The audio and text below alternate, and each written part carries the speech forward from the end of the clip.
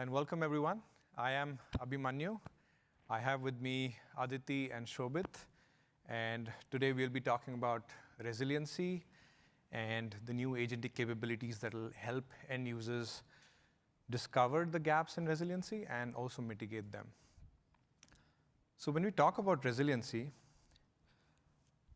we are really talking about designing systems that continue to operate even when things go wrong.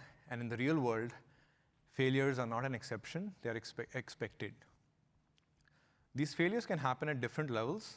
For example, an availability zone can go down, a regional outage can happen, there can be data loss. So Azure provides various primitives like availability zones, region repair, region pairing, geo-replication, backup to help you handle these situations. So when you combine all of these capabilities across zones, region pairs, disaster recovery, strong backup, you truly get end-to-end resiliency. So at the end of the day, the goal is simple, right? Minimize downtime, prevent data loss, and recover quickly when failures do happen. So when we talk about resiliency, we talk about three pillars. One, infrastructure. Two, data resiliency. And three, cyber resiliency. Infrastructure, when we talk about that, it's basically ensuring that your hardware, failures, issues, or data center outages, we are able to withstand those unforeseen events. We're also able to account for planned retirements, like service retirements. Let's say a particular SKU is going down in a month's time. So this pillar is all about designing for, sorry about that.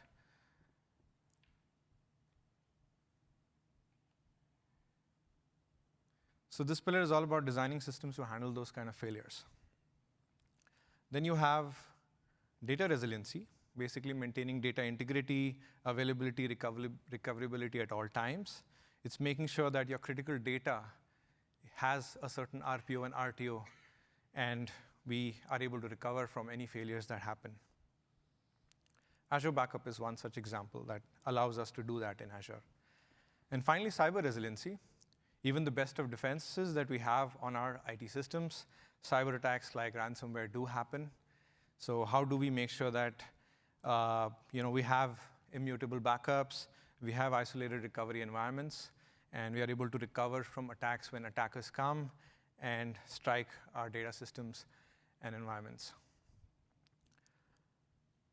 So moving on, when we talk about resiliency, there is a certain life cycle that we follow. So the first thing that we do is we have the start resiliency. Essentially from day one, how does Azure help end users to remain resilient? You have availability zones, region pairs, the best of architecture best practices that we have out there. And we have tools like the Resiliency Agent in Azure Copilot and advisor tools using Azure MCP that will help build applications that are resilient from day zero. Second, when we talk about get resilient, now, as our workloads evolve in Azure, we already have existing brownfield applications. How do new services get added, new databases get added, new systems, these systems evolve? How do we make sure that our systems, we know the gaps that are out there, and how do we get them to being resilient? So that is all about getting resilient, and capabilities like Resiliency Agent, backup tools via Azure MCP Server will allow us to proactively assign resiliency goals, figure out the gaps, and go and mitigate them.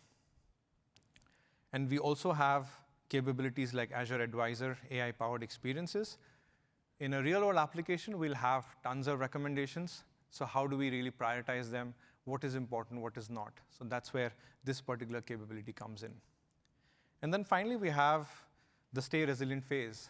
Resiliency is not a one-time setup. It's an ongoing exercise.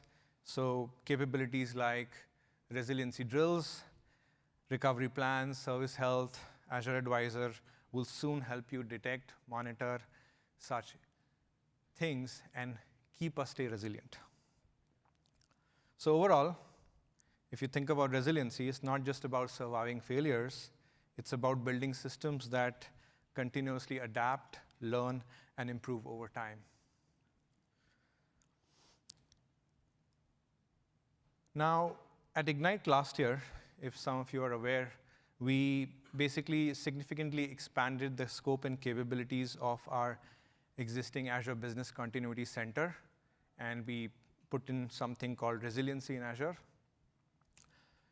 Azure Resiliency is a unified solution that brings all of these capabilities across infra, data, cyber in a single place that brings all the high-impact risks that you have, simplifies remediation, and enables proactive planning all in a single place. Now, another concept that was introduced at that time was we have tons of resources. How do we, let's say we have an application, Ask HR application. We do not look at individual resources alone, but we need to look at the sum of all, which is an application that, yes, are we resilient or not? The entire application has to be resilient and not the individual resources. So we are bringing that capability where we start looking at things at an application level. So basically, we are shifting the business continuity planning away from a resource level planning to an application level planning. And that is something that we do using service groups. And finally, bringing all of what I spoke about earlier, bringing all of them together, the resiliency experiences. You can manage and strengthen your resiliency using Azure Portal, PowerShell CLI, and Azure Copilot, bringing intelligent guidance, remediation at each step directly into your developer workflows, including GitHub Copilot. All right. So with this, to bring all of this together and taking the first step, we announced the public preview of Azure Infrastructure Resiliency Manager. This will allow customers to manage the zonal resiliency using various capabilities like, let's say I have an application. How do I make sure that all my resources, my entire application, the goal that I have, that it needs to be zonally resilient, how do I do that? So we have something called goals now in Azure under resiliency. We also have recommendations powered by Advisor to help you get resilient. Finally, when you look at other capabilities, let's say you have configured something to be resilient. Now, in a real-life situation when an actual outage happens, how do you really test them? So we are introducing resiliency drills where you can actually simulate failures. You can simulate that a particular zone goes down. And this is powered by Chaos Studio. And you will be able to help simulate and test your app's resiliency posture. And finally, when an actual outage happens, there are tons of resources in an application. You have to fail over a DB, you have to fail over a VM. There are interdependencies and order in which things have to be done. So how do you solve for them? So that is where recovery plans come in. It will allow you to create a workflow, an order of how the various resources would need to be recovered. So feel free to please go ahead and try out the experience. It's in public preview. That's the vision and what's new at a high level. So let's get into the specifics of these new zonal resiliency experiences, which form a big part of this solution. OK, so let's start with the first step of the resiliency journey, which is essentially start resilient. Traditionally, building resilient applications require deep expertise. They need to understand which properties in a resource needs to be enabled, what does it do, what does it not do. And resiliency often becomes an afterthought that you build the application and then you realize, hey, I have to be resilient. So with the Resiliency Agent and Azure Copilot, we are fundamentally changing that. We are bringing intelligence. We are bringing a guided experience where using natural language, whether an application consists of a web app, a VM, a Postgres database, you express your architecture intent.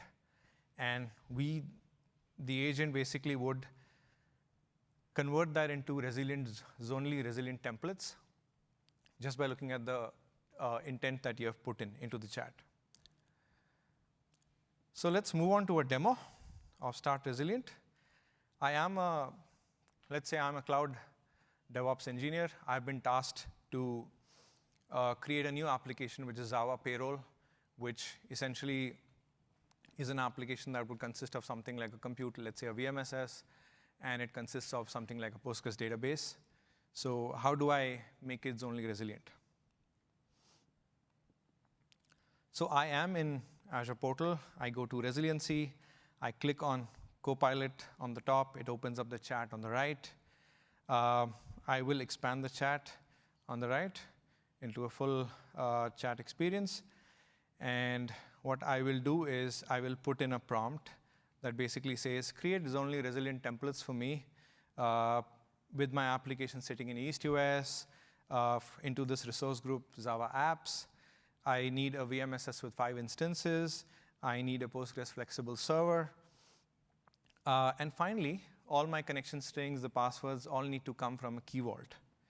And one other requirement that I would probably put on the agent is, please create a modular structure of bicep templates. Now the agent would process this. It will figure out what the various Azure services that it maps to and what makes them zonally resilient. And the agent finally responds back saying that, yeah, we have identified there are 3 resources. There is a virtual machine skill set. And if you look at the zonal resiliency support column, it tells you how this resource can be made zonally resilient. Similarly, it shares insights for Postgres database and Key Vault. Like, for example, the Postgres database, it basically talks about that the tier of the Postgres database has to be general or memory optimized. And similarly for Key Vault, it just needs to be in a availability zone supported region.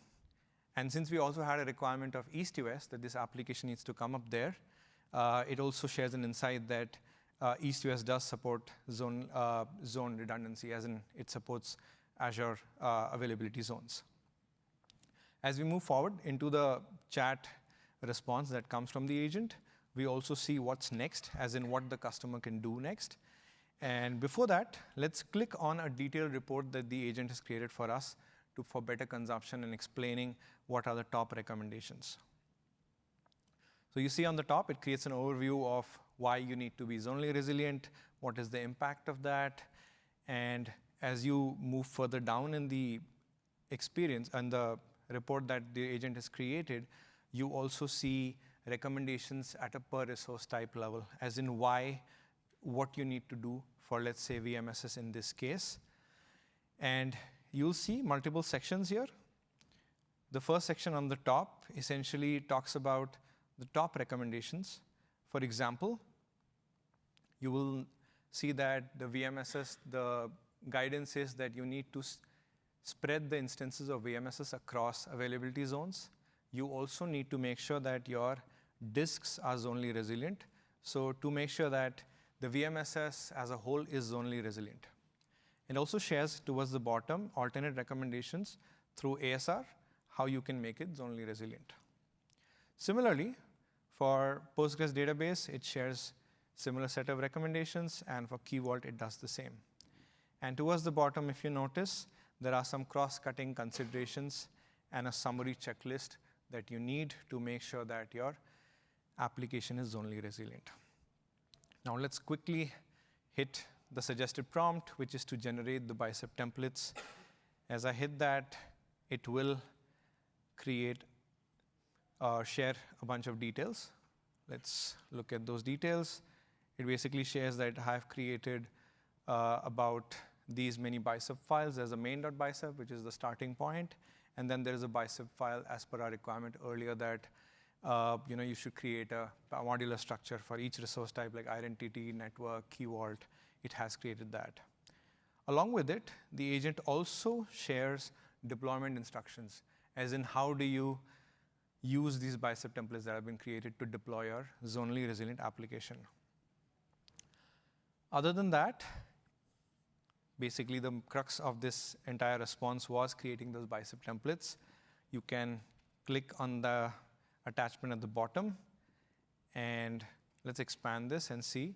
There is a main.bicep that's been created, Along with it, all the bicep files that were there are all attached in the tabs, as you can see highlighted on the screen. Other than this, the parameters.json file, there's a parameters file, which is, again, attached towards the bottom. You can see that as we move through the recording. And finally, you also see something at the top, which is capabilities like you can download these bicep files into your VS Code web directly. You can interact with it. For this demo, I will go ahead and create a pull request directly working with the Resiliency agent in Azure Copilot. I have logged into my Azure Copilot, GitHub, and I've chosen the right repository. I choose the branch that I need to check this into, and finally hit update pull request. I already had a pull request on this earlier, and it goes ahead and checks those in and will create a pull request. So let me hit review pull request, and yeah, you are in GitHub, seeing that code that has been checked in. So we started with an intent.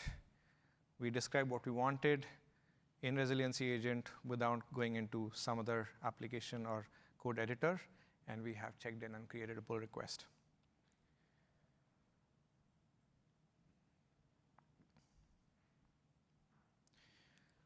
All right.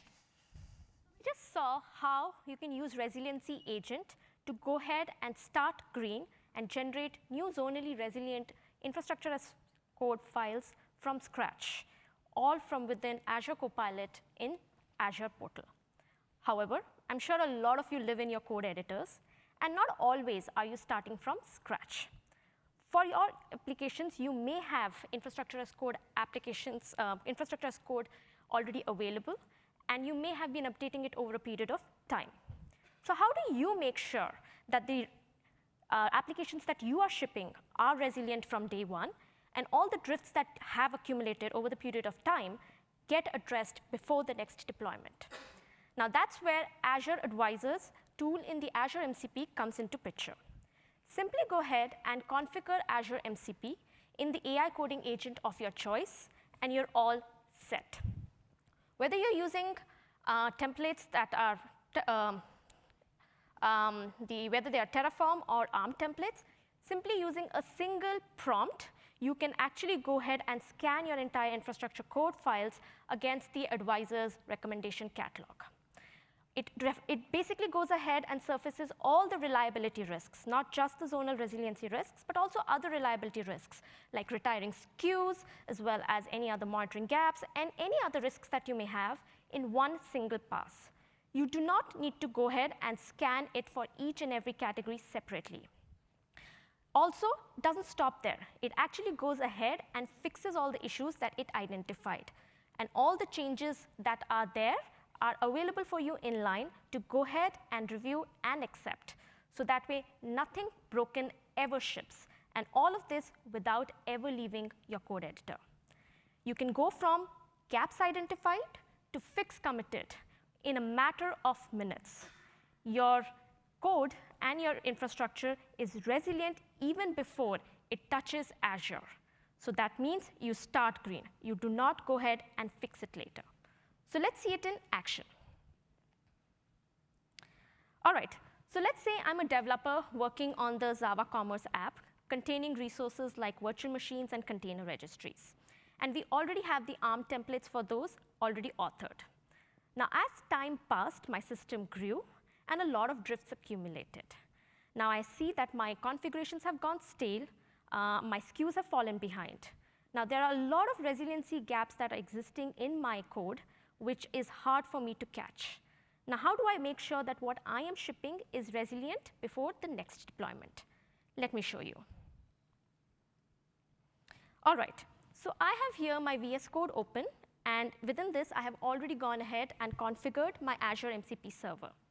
You can do this in any code editor of your choice, whether it is Claude, Cursor, whatever it is that you use as part of your day-to-day workflows. Now, in here, I've gone ahead and opened up the ARM templates for my Java Commerce app.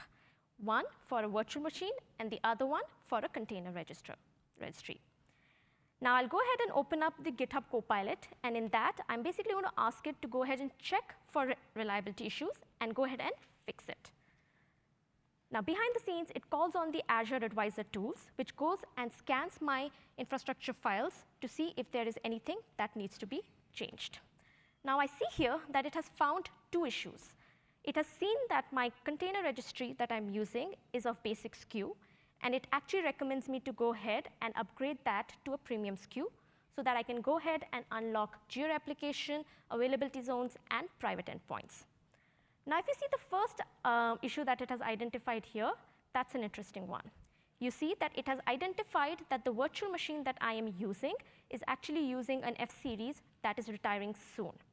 Now, if this change were to go out as it is, it would have been very expensive and hard for me to fix later on after it deploys. Now, this just doesn't go and identify the issues for me. The flow actually goes ahead and goes to fix those issues for me. So let's see it doing that.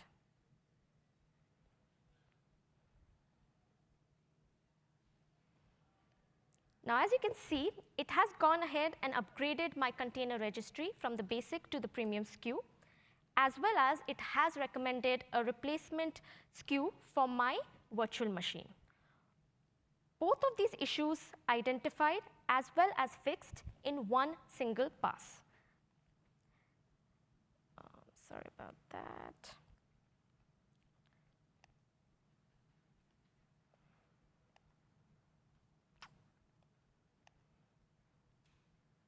All right.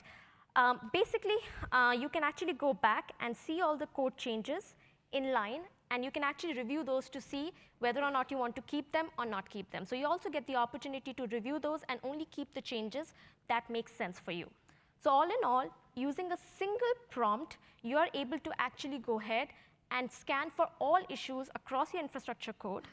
You can go ahead and address them all in one pass without ever getting out of your code editor and in a matter of few minutes. Now with that, we are concluding the first phase of the resiliency journey, which is to start resilient. Now let's move to the next stage of building and operating resilient applications.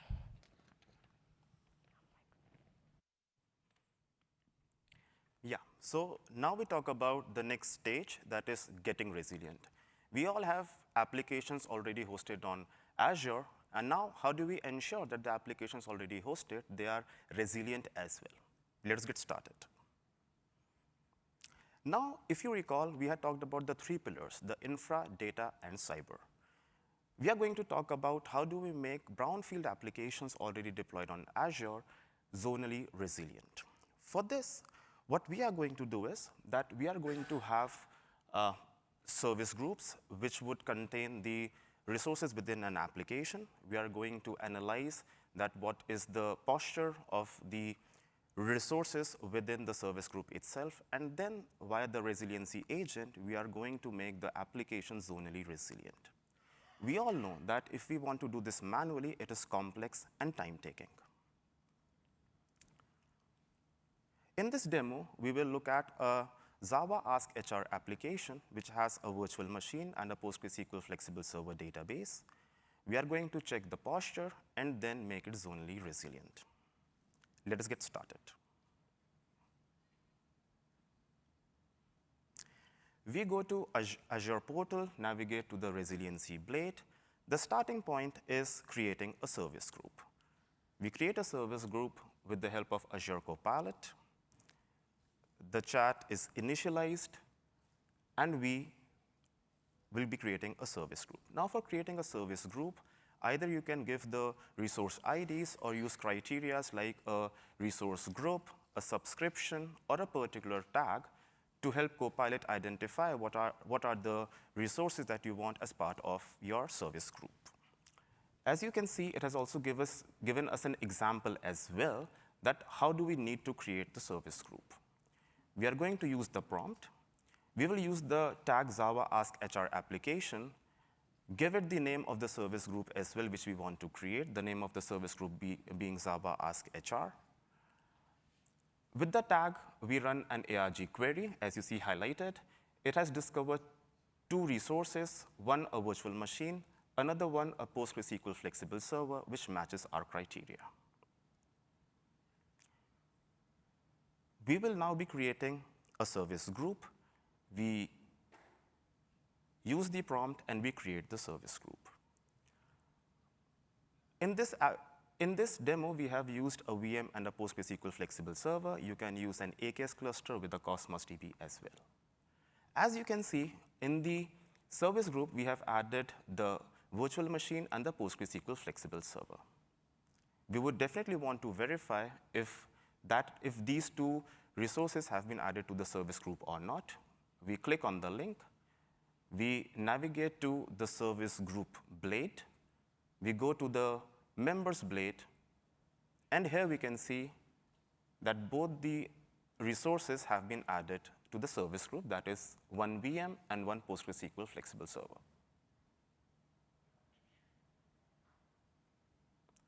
Now, we will be going back to the chat. Now we are going to assign a zonal resiliency goal to this service group. In this process, what it does, it first of all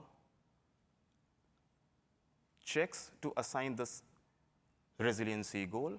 It has submitted a request. It might take a few minutes to assign the goal to the service group, as you can see highlighted in the chat itself.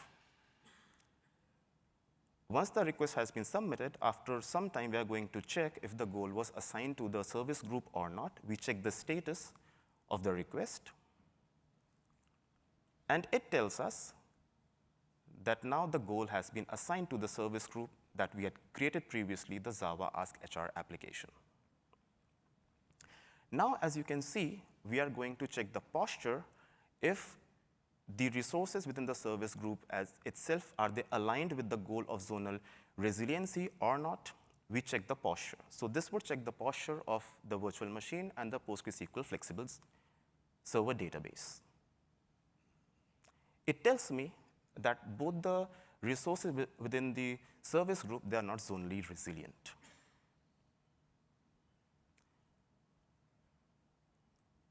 We can also go and check the posture report as well, and also download it as a PDF. We come back to the chat, and that is where we run a prerequisite check. This is going to check for the resources within the service group, if it can make it zonally resilient or not, and surface any blockers that it might face. It tells me that it can enable HA for both the VM and the PostgreSQL flexible server database. In this demo, we would be making the PostgreSQL flexible server database as HA enabled. This is where the agent comes into the picture. It is going to enable HA configuration on the PostgreSQL flexible server database, which is part of the service group. And voila, it is done. The PostgreSQL flexible server database is now zonally resilient. So the brownfield application that you have been able to make it zonally resilient within a few minutes by just a few clicks.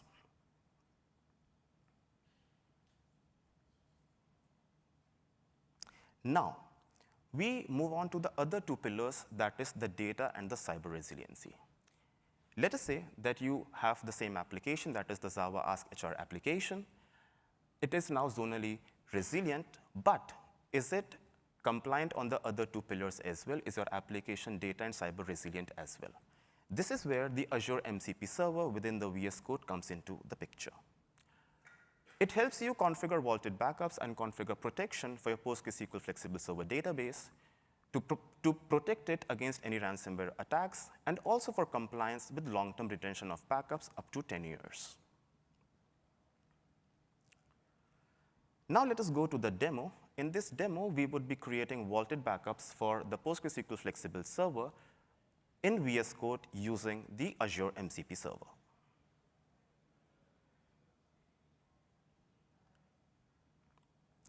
We launch VS Code. We check if the Azure MCP server extension is installed or not. It is there. Then we move on to check if the mcp.json file is configured with the correct parameters. We quickly glance through it. this looks good. And then we initiate the chat and get started.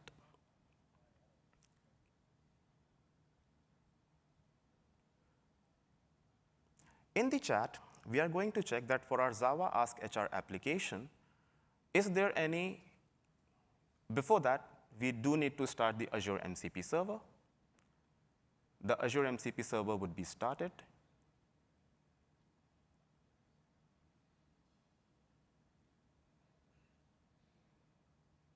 Yeah. So the Azure MCP server is now started.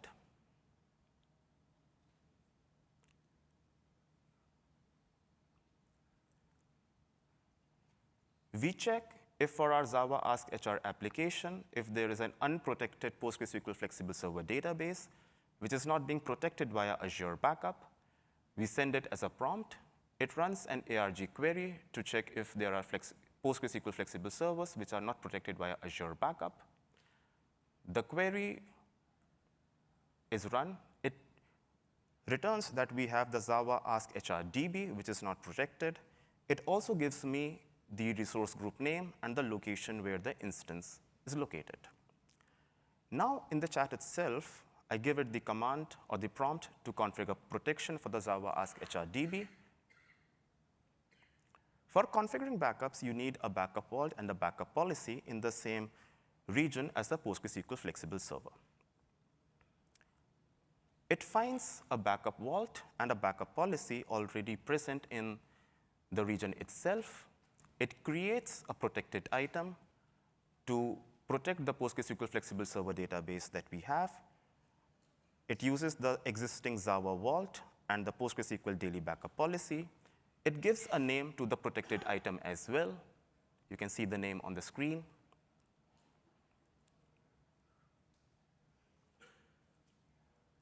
We would now want to verify if the protected item was created successfully. So we are going to run a quick check. It runs an ARG query once again.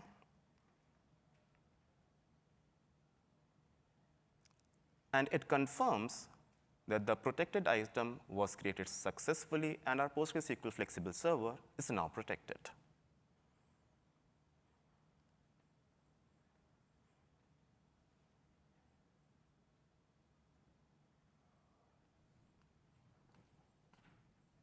Right.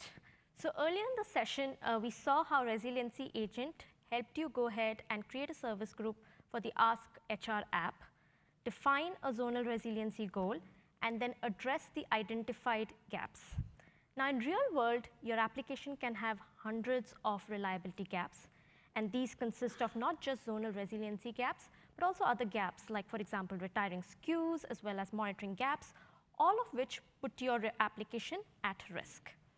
Now, the hard part isn't only knowing that something needs to change. It is actually also knowing what exactly you need to prioritize first so that you can reduce the risk of all of these reliability gaps.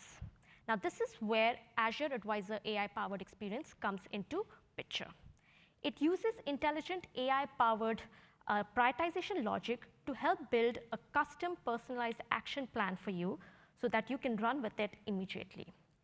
It uses AI to intelligently rank recommendations using real signals like blast radius, criticality, upcoming deadlines, as well as the cost implications of taking a change in, so that you can have a list of top N action items you can start with based on criticality and urgency.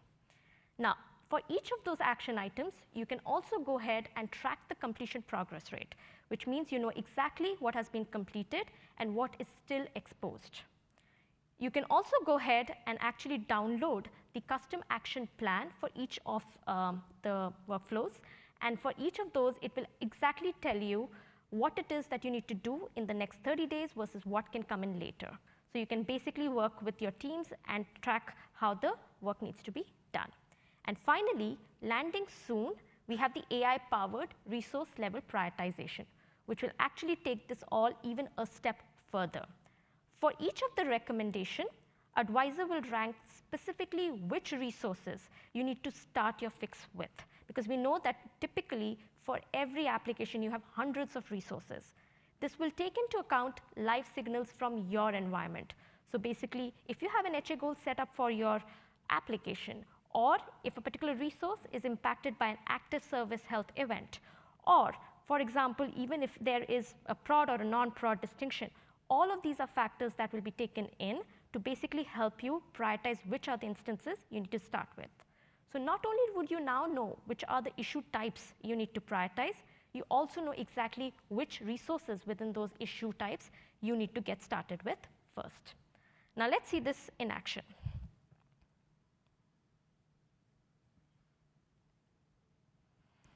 All right, let's go back to our Java Ask HR app.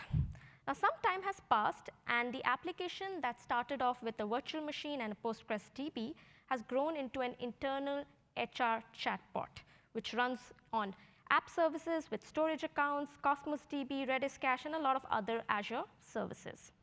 It has also taken dependency on another application called Java People, which serves up the people and the org data. Now let's say I am the developer who is tasked with overseeing the reliability of this entire application and making sure it doesn't go down. Now when I open up Advisor, I'm suddenly flooded with hundreds of recommendations across both of these subscriptions. I don't know where to start. So luckily, I can go ahead and use the Azure Advisor AI-powered experience to get a personalized, prioritized action plan that I can run with immediately. Let me show you how I can do that. So the first thing I do is open up Advisor, and within the overview blade, now I see that there is a new Azure Advisor AI-powered widget that lights up. Clicking on that starts the workflow. First, I need to select a subscription. I go ahead and select the Java Ask HR app, and then hit Continue. Next, I need to tell it what it is that I want to do. I want to improve the reliability, so I will go ahead and click on that.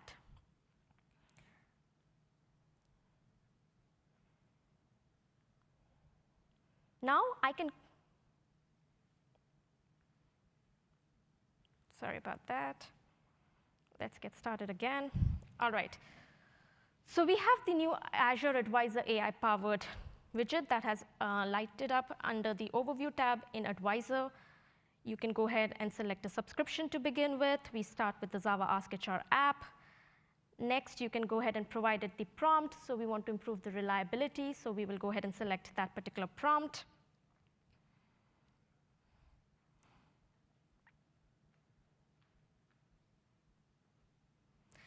I can select additional subscriptions and resource groups. Since I have dependency on the People app, I'll go select that, and then I'll ask it to go ahead and fetch all the reliability recommendations. Now, Advisor scans both of these recommendations, subscriptions, and gives me back a result. Now, this is where things get interesting. As you can see, now instead of giving me hundreds of recommendations, it has come back with just 5 recommendations I need to start with. And for each, it is showing me exactly the active resources that need to be addressed, the exact completion progress rate, the potential benefits of going ahead and addressing this issue, and the most important, the why this particular recommendation has been prioritized where it is. Now let's start with this first recommendation on the top here. As you can see, the #1 recommendation that is showing up here is a service retirement recommendation for my storage account. It is telling me that I'm going to lose support in the next 30 days. Now, this is the biggest reliability gap for my entire application, and I need to go ahead and address this first. Now, this hard deadline puts it at the top of the risks that I need to go ahead and address. Now, let's take a look at the next 2 recommendations in the list. I see that both of these are zonal resiliency recommendations. My Cosmos DB has no zone redundancy, and so a single zone failure can take out my entire data tier. Now, as you can see, it is ranking above my other zone resiliency recommendation. The reason for that is because if my Cosmos DB goes down, my entire primary data tier goes down, which is a wider blast radius than losing a cache layer. So as you can see, this isn't just some generic guidance. It is ranked for my environment based on my data and all the other context. Now let's go ahead and click on that first service retirement recommendation. This opens up the recommendation details page. Now I can use this details page to actually get additional information about the recommendation. What is it about? When does my support end? How do I go ahead and access the remediation steps, as well as exactly which are the set of resources that are impacted. So everything that I need to act is available for me in one single place that I can go to. Now let's go back to the main list.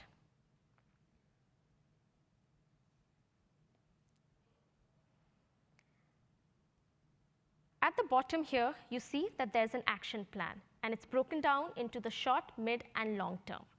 So I know exactly what I need to tackle in the next 30 days, what needs to come in the next 3 months, and then what can come in afterwards. Now, I can go ahead and actually export this entire prioritized list either as a Word doc or as a PDF doc, and share it with my team so that I can go ahead and coordinate remediation offline. Now soon, Advisor will actually be able to go further, and you will be able to generate all of these action items as work items in your own work item systems. So whether you're working out of Jira or ServiceNow, you would be able to create work items directly into those systems and be able to assign it to people in your team so that they can go ahead and take it forward. Now let's go back to the workflow. Let me go ahead and drill down into that Cosmos DB recommendation.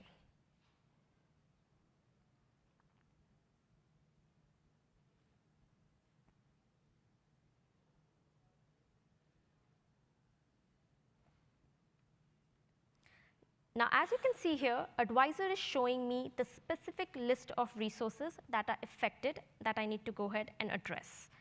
Now, today you see the full list of impacted resources, but landing soon,